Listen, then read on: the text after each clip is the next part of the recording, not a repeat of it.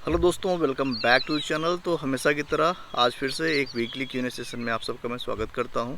इसमें आपके द्वारा पूछे गए इंपॉर्टेंट क्वेश्चंस को मैं यहां पे कवर करूंगा, उनका जवाब दूंगा। तो चलिए बिना किसी फर्दर डिले के स्टार्ट करते हैं आज का वीडियो। तो दोस्तों, जो पहला सवाल है वो है राजीव गाबा जी का। राजीव गाबा जी लिखते हैं कि सर, टियागो AMT लेना सही है या मैनुअल? AMT कितना सक्सेस है टियागो के लिए?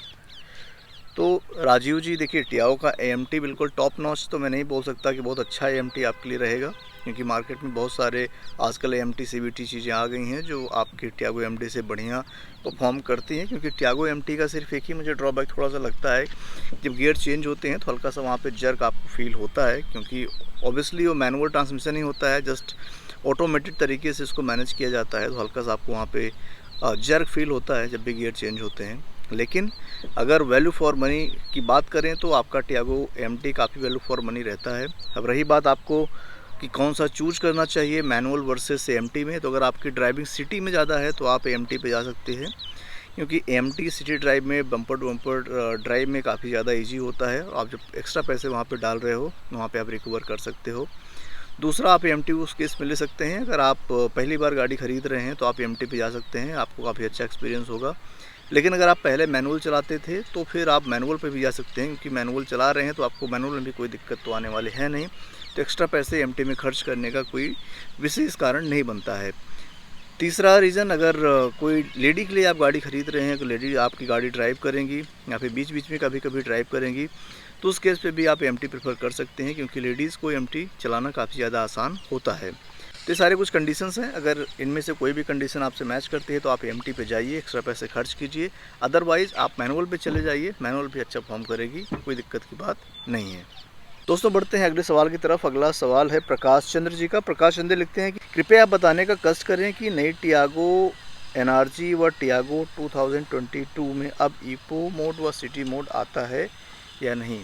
तो प्रकाश जी, जो BS6 वाली टियागो है, इवन 2021 से ही, जब से BS6 लॉन्च हुआ है तब से अब टियागो में आपके इको और सिटी मोड नहीं आता है। BS4 में आता था पहले, लेकिन अभी नहीं आता है।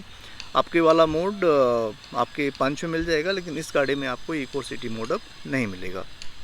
दोस्तों, बढ़ते हैं अगले सवाल की तरफ। अगला सवाल है इरफान मेमन जी का। इरफान जी लिखते हैं कि sir, which car is more fun to drive, Tiago और Punch? Means initial pickup, steering response and feedback. तो अगर इनिशियल पिकअप की बात करें दोस्तों, तो दोनों में पिकअप आपका सेम मिलता है, क्योंकि दोनों में आपका सेम 1.2 लीटर का 3 सिलेंडर रेबरेटोन इंजन आता है। तो आप पंच लीजिए या फिर टियागो लीजिए, दोनों का पिकअप आपको ऑलमोस्ट सेम देखने को मिलता है। पिकअप में कोई खास फ़र्क मुझे देखने को नहीं मिला।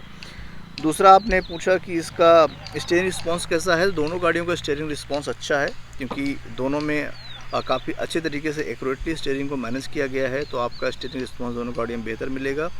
दोनों में मैं प्लस माइनस किसी में नहीं बोल पाऊँगा, क्योंकि दोनों मुझे सेम ही लगती हैं। तीसरा, अगर मैं बात करूँ कि फन टू ड्राइव आपके लिए कौन सी हो सकती है ओवरऑल, तो अगर आप सिटी में चलाओगे गाड़ी तो टियागो आपको ज़्यादा फन टू ड्राइव फील होगी, ड्यू टू कॉम्पैक्ट साइज़। हालांकि आपकी पंच भी छोटी गाड़ी ही है, बड़ी गाड़ी नहीं है, लेकिन उसी कंपैरिजन में टियागो और ज़्यादा कॉम्पैक्ट है, तो टियागो आपको सिटी में चलाने में ज़्यादा ईजी फील होगा। अगर आप पहली बार गाड़ी चला रहे हो या आपने पहले गाड़ी बहुत ज़्यादा नहीं चलाई है, तो आपको टियागो ज़्यादा कन्वीनियंट लगेगा। वैसे भी जब पंच चला के मैं टियागो चलाता हूँ तो मुझे बहुत ज़्यादा इजी फील होता है, क्योंकि छोटी गाड़ी है, आराम से आप कहीं पे भी सिटी में लेके जा सकते हो। तो फन टू ड्राइव के केस में टियागो आपके लिए थोड़ा सा ज़्यादा बेहतर हो सकती है। वैसे ओवरऑल पिकअप और सारी चीज़ों के मामले में दोनों गाड़ियाँ सेम है, कोई दिक्कत की बात नहीं है। दोस्तों, बढ़ते हैं अगले सवाल की तरफ। अगला सवाल है राम प्रकाश जी का। राम प्रकाश जी लिखते हैं कि सर, मेरी रनिंग 5 से 6 हज़ार किलोमीटर है approx. Yearly, I think yearly की बात कर रहे हैं, कि साल में इनकी रनिंग जो है 5 से 6 हज़ार किलोमीटर है, जिसमें से लोकल रनिंग मोस्टली होगी और एक टूर होगा कहीं बाहर का। तो कौन सी गाड़ी इनको लेनी चाहिए, पेट्रोल या CNG? तो राम प्रकाश जी, अगर आपकी रनिंग साल की 5-6 हज़ार किलोमीटर है तो आपको CNG पे पैसे वेस्ट करना आई थिंक ज़्यादा समझदारी की बात नहीं होगी, क्योंकि आज के टाइम पे CNG के रेट्स काफ़ी ज़्यादा बढ़ गए हैं। जैसे पहले CNG काफ़ी सस्ती थी, 40-45 रुपये में आ जाती थी, या फिर बाद में बढ़ी भी थी तो आपकी 58-60 रुपये पर kg में आ जाती थी। लेकिन अभी आज के टाइम पे CNG के रेट बहुत बढ़ गए हैं। दिल्ली NCR की बात करें तो यहाँ पे आपको 75 to 80 रुपीज़ के बीच में पर kg CNG आती है। बाहर जाएंगे किसी और स्टेट में, तो वहाँ पे आपको 95 रुपीज़ पर केजी तक के दाम भी सीएनजी को देखने को मिल रहे हैं। अभी मैं रिसेंटली उत्तराखंड गया था, तो वहाँ पे मैंने देखा, तो वहाँ पे सीएनजी जो थी वो 95 पॉइंट समथिंग थी, पेट्रोल 94 पॉइंट समथिंग था। मतलब पेट्रोल आपका सस्ता था, सीएनजी आपकी महंगी थी। अब यहाँ पे एक पॉइंट ज़रूर है कि अगर आप सीएनजी पे गाड़ी चलाते हो तो उसमें आपका माइलेज 50% अप्रॉक्स ज़्यादा मिलता है, लेकिन फिर भी आपका अगर सीएनजी पे आप चलोगे तो आपको क्यू में लगना पड़ेगा, आधे घंटे घंटे का वेटिंग होगा। हर जगह बाहर आपको सीएनजी की अवेलेबिलिटी भी नहीं होती है, और इतना सब पेन लेके अगर आप थोड़ा सा पैसे बचा भी रहे हो तो वर्थ नहीं होगा, क्योंकि ओवरऑल आप 1 लाख रुपए पहले एक्स्ट्रा डाल चुके हो। तो अगर इंटरेस्ट कैलकुलेट करो, सारी चीज़ें कैलकुलेट करो, तो वर्थ नहीं होगा। तो अगर आपकी रनिंग कम है 5-6 हज़ार किलोमीटर ही एक साल में, तो आप पेट्रोल पे जाइए, वो आपके लिए ज़्यादा सेंसिबल डिसीजन होगा। दोस्तों बढ़ते हैं अगले सवाल की तरफ। अगला सवाल है भास्कर जी का। भास्कर जी लिखते हैं कि टियागो XZ AMT में बैक कैमरा पर रियर सेंसर नहीं है, मार्केट से लगवाएं तो क्या इलेक्ट्रिकल कनेक्शन इंश्योरेंस वायलेशन का कारण बन सकता है, प्लीज़ बताएं। टियागो एनर्जी AMT कंपनी से अवेलेबल है कि नहीं है, सूर्य मौले बोल रहे हैं कि अभी अवेलेबल नहीं है। ओके, तो भास्कर जी के 2 सवाल हैं। पहला कि एनर्जी अवेलेबल है कि नहीं है अभी मार्केट में, तो अभी तो मैंने पता किया था एनर्जी अवेलेबल है। तो आपका अगर कोई डीलरशिप मना कर रहा है तो हो सकता है उसके पास स्टॉक ना हो, किसी और डीलरशिप पे आप बात करके चेक कर सकते हैं। और दूसरा सवाल ये है, अगर XZ प्लस गाड़ी लेते हैं, उसमें चूँकि आपका पार्किंग सेंसर नहीं आता है, सिर्फ रियर कैमरा आता है, तो अगर सेंसर बाहर से लगवाएंगे तो क्या इंश्योरेंस और वारंटी भी कोई असर पड़ेगा? तो देखिए सर, आप बिल्कुल सेंसर बाहर से लगवा सकते हैं, वारंटी और इंश्योरेंस में फ़र्क नहीं पड़ेगा, लेकिन आप जब भी लगवाएं इस चीज़ का ध्यान रखें कि जो ओरिजिनल वायरिंग है उसमें कोई कटिंग ना हो, कपलर टू कपलर फिटिंग होनी चाहिए। अगर ओरिजिनल वायरिंग में कटिंग होगी तो आपके इंश्योरेंस और वारंटी में क्लेम करने में प्रॉब्लम आ सकती है, लेकिन अगर ओरिजिनल वायरिंग में कोई कटिंग नहीं हो आ रही है तो आप इजली वारंटी क्लेम कर सकते हैं, कोई दिक्कत की बात नहीं है। तो यस, आप सेंसर्स लगवा सकते हैं बाहर से, कोई दिक्कत नहीं है, बस इस चीज़ का आप ध्यान रखिएगा कि वायर कट ना हो। दोस्तों बढ़ते हैं नेक्स्ट क्वेश्चन की तरफ। अगला सवाल है दिज्जा ड्रॉपर से, लिखते हैं कि रियर पार्किंग कैमरा के होते हुए रियर सेंसर की ज़रूरत पड़ती है क्या? टियागो XZ प्लस के पर्सपेक्टिव से पूछ रहा हूँ। तो एक अच्छा क्वेश्चन है, क्योंकि आजकल हम सबको पता है कि जो टाटा टियागो XZ प्लस है टॉप वेरिएंट है, उसमें से मैंने बताया कैमरा आता है लेकिन पार्किंग सेंसर नहीं आते। तो क्या सेंसर लगवाना ज़रूरी है? तो मेरा कोई यहाँ पे आंसर होगा कि नहीं, ज़रूरी बिल्कुल नहीं है, क्योंकि अगर आप कैमरा यूज़ करते हैं तो कैमरे से सबको साफ साफ दिखता है, तो सेंसर लगवाना मैंडेटरी नहीं है, उसके बिना आपका काम चल जाएगा।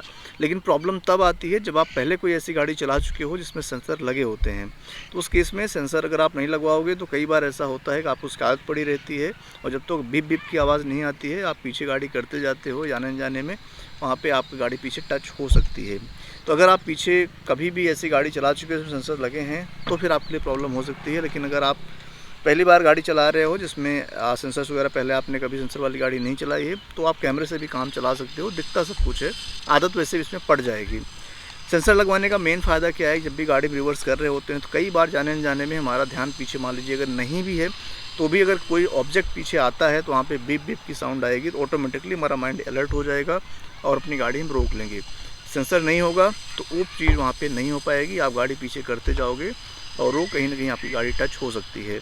तो सेंसर लगवाने से एडेड एडवांटेज डेफिनेटली है, सेंसर लगवा लेना चाहिए, लेकिन अगर आप नहीं भी लगवाते हैं तो भी कोई दिक्कत की बात नहीं है, मैनेज हो जाता है, कोई प्रॉब्लम नहीं आती है। दोस्तों बढ़ते हैं आखिरी सवाल की तरफ। आखिरी सवाल है यज्ञेश्वर अय्यर जी का। सर लिखते हैं कि I feel pickup issue in Tiago while stop and start at traffic signals, is it my poor driving skills since I am a beginner? नहीं सर, पुअर ड्राइविंग स्किल की बात नहीं है। कभी कभी क्या होता है कि ट्रैफिक पे बहुत लोग तेज़ी से गाड़ी निकालते हैं, तो आपको अभी चूँकि नया नया आप अभी चलाना सीख रहे हो तो हो सकता है आपको थोड़ा सा वहाँ पे प्रॉब्लम होती हो, लेकिन आप सिर्फ इतना काम कीजिएगा कि जब भी आप किसी ट्रैफिक से अपनी गाड़ी आप बढ़ा रहे हो तो आप फर्स्ट गियर में गाड़ी बढ़ाइए और 20 kmph की स्पीड के बाद सेकंड गियर लगाइए। उससे पहले सेकंड गियर लगाएंगे तो गाड़ी आपकी दब जाएगी फॉर श्योर। तो यही हमेशा एक फार्मूला अपनाइए कि जब भी आप किसी ट्रैफिक से गाड़ी उठा रहे हो, सिग्नल से निकाल रहे हो, तो फर्स्ट गियर लगा के 20 तक की स्पीड पे जाइए, उसके बाद अपना सेकंड गियर अप्लाई कर दीजिए, गाड़ी बिल्कुल भी नहीं दबेगी। सेकंड गियर में थोड़ा सा लैग टियागो में है, इवन पंच में भी है, तो सेकंड गियर का प्रॉब्लम है थोड़ा सा लैग का, तो उसको मैनेज करने के लिए सिंपल तरीका यही है जो मैंने बताया, जिसको आप फॉलो कीजिए तो आपका प्रॉब्लम डेफिनेटली सॉल्व हो जाएगा। तो दोस्तों यही थे आज के कुछ क्वेश्चंस उनके आंसर्स। आई होप वीडियो आपको अच्छा लगा होगा। अगर वीडियो अच्छा लगा है तो वीडियो को लाइक कर देना, चैनल पे अगर पहली बार आए हो चैनल को सब्सक्राइब कर देना, क्योंकि ऐसे ही वीडियोस आप लोगों के लिए मैं रेगुलर लेके आता रहता हूँ।